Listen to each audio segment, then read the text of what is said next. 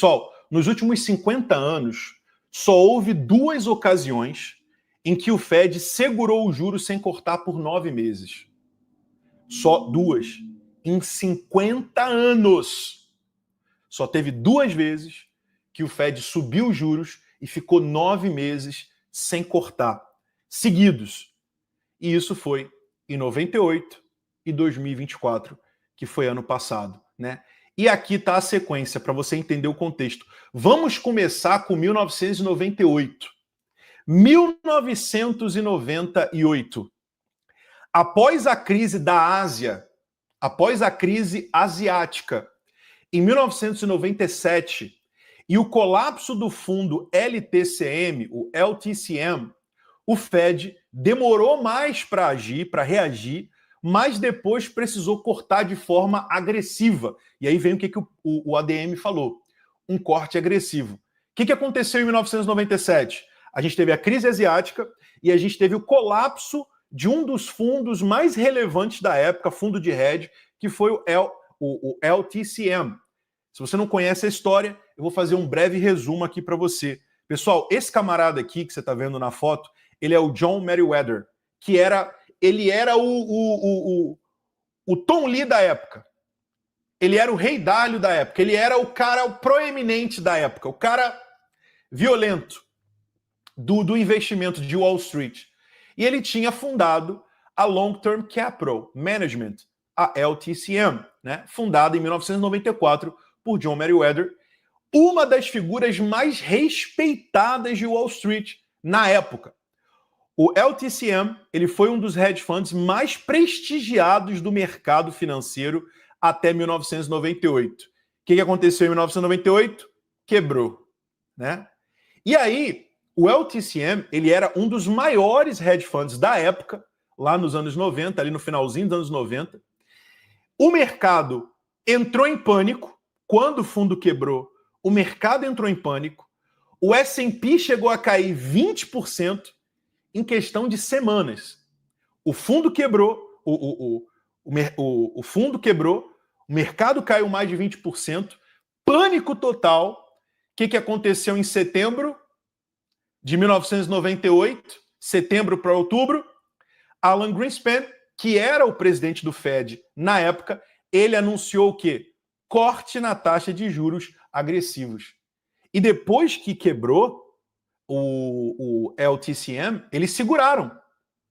Seguraram, igual agora. Estão segurando. Isso aconteceu 2 vezes na história, nos últimos 50 anos. 1998, que é o que a gente está falando agora, e 2024, que foi ano passado. 2024 você já conhece a história. Estou contando para vocês a história de 1998. E aí, em setembro de 1998, que foi a primeira vez que isso aconteceu nos últimos 50 anos, o presidente do Fed iniciou cortes agressivos. Qual foi o resultado, Yuri? Qual foi o resultado? O pânico virou um rally histórico. O pânico foi convertido em um rally histórico. Entre outubro de 1998 a março dos anos 2000, o S&P subiu, o S&P praticamente dobrou, subiu mais de 60% só em um ano, um pouco mais de um ano, subiu mais de 60%. Foi um rally histórico de 1998, depois desse corte na taxa de juros. Vamos olhar aqui o contexto histórico, porque a gente está falando aqui, eu quero provas, me mostra o gráfico, eu quero provas. Vamos colocar aqui o S&P no mensal. S&P 500 no mensal. Vamos voltar lá para 1998. 1998, vamos voltar. 1998. Deixa eu diminuir aqui para ficar melhor para vocês. 1998, setembro. Vamos lá? 1998, candle, olha o candle de setembro. 1º de setembro de 1998. S&P caiu, olha quanto que o S&P caiu aqui, no mês anterior. No mês de agosto de 98. O S&P caiu mais de 15,49%, e pegando o mês anterior a esse, se for somado o topo, que foi no mês de julho de 98, do topo até o fundo, o S&P caiu 22%, e aí veio setembro. O que aconteceu em setembro? Pau! Porrada para cima, meu amigo. Olha quanto que o S&P... Caraca, maluco. Olha quanto que o S&P subiu aqui nos meses seguintes. Toma, 68% de alta. Aí, meu amigo, aí entrou bolete. Mulherada! Quer bolete!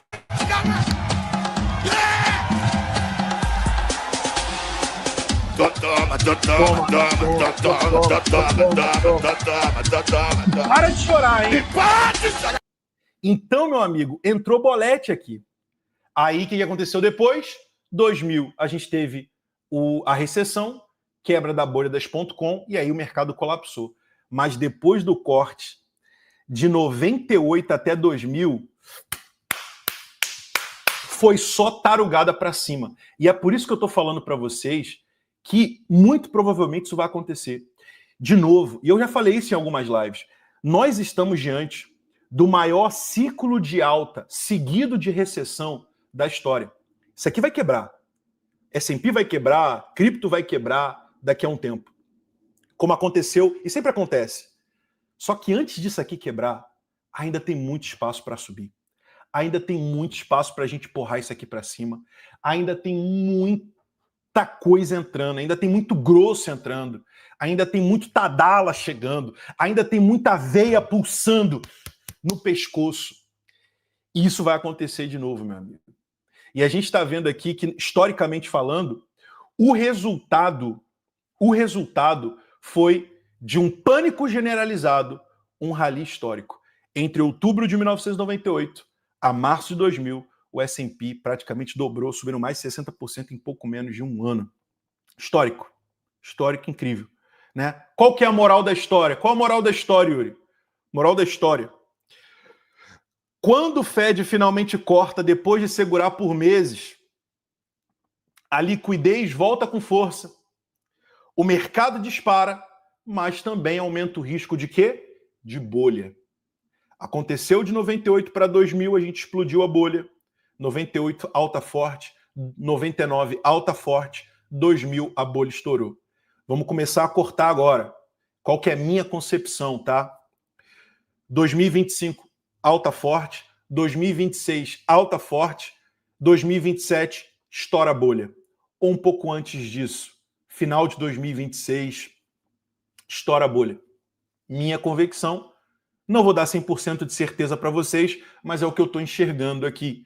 É claro que a gente está vivendo outra época, é um outro contexto, mas da segunda vez que isso aconteceu, que foi em setembro do ano passado, o mercado estourou.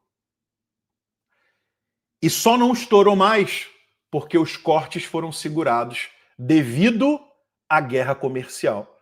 Porque se não tivesse tido guerra comercial e os cortes tivessem continuado, muito provavelmente esse estouro já teria acontecido. Quando eu digo estouro, é o estouro para cima e não estouro de bolha. Ele já teria acontecido há bem mais tempo. E 2024? 2024 vocês já conhecem, né? Vocês já estavam aqui em 2024. O Fed manteve os juros altos por um período prolongado, por conta da inflação persistente, ao mesmo tempo pela preocupação para não enfraquecer a economia demais. E aí veio o corte e o mercado começou a subir setembro, outubro, novembro e dezembro e só parou de subir quando começou a guerra comercial.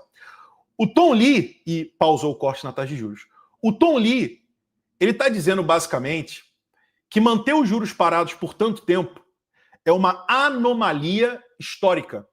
Sempre que o Fed fez isso, logo em seguida viram cortes fortes.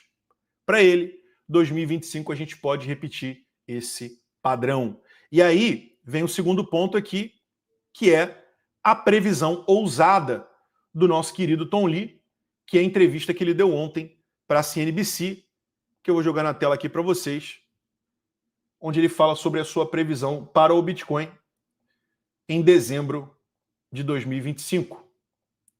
Vamos jogar aqui com áudio, tela cheia, velocidade normal. Vamos lá? Hey, Tom, Bitcoin, before we let you go, tell us what you think. We're at about $111,000. The upside, the downside from here? Tom, fala pra gente, qual é a sua visão sobre o Bitcoin? A gente está 111 mil dólares, vai ter um upside, a gente vai subir, vai ter um downside, a gente vai subir, vai cair, o que acontece com o Bitcoin a partir daqui?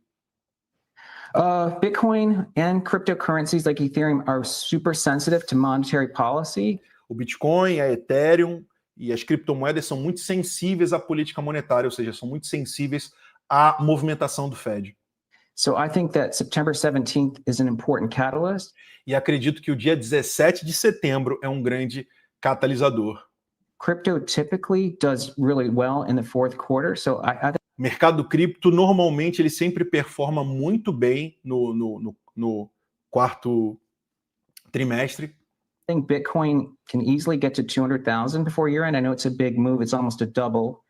E eu acredito que até o finalzinho, antes do ano acabar, o Bitcoin vai bater 200 mil dólares por unidade. But that's also going to Almost be a a double tailwind from for... here. Let's just take a quick pause. Aí o jornalista falou, não, peraí, vamos fazer uma pausa aqui rapidinho. Você está falando que o Bitcoin vai dobrar nesses 3 meses até o final do ano?